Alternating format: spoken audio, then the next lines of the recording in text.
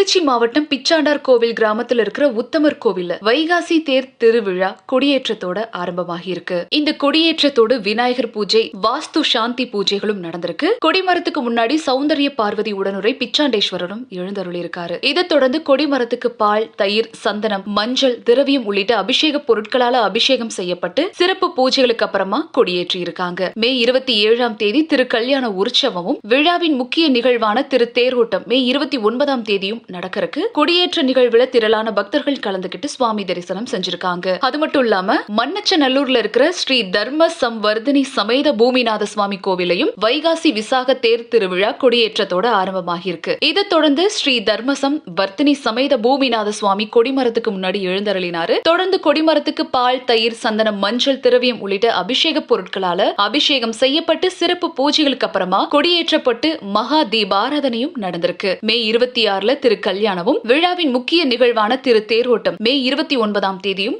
நடக்கிறதுக்கு கொடியேற்ற நிகழ்வுல திரளான பக்தர்கள் கலந்துகிட்டு சுவாமி தரிசனம் செஞ்சிருக்காங்க.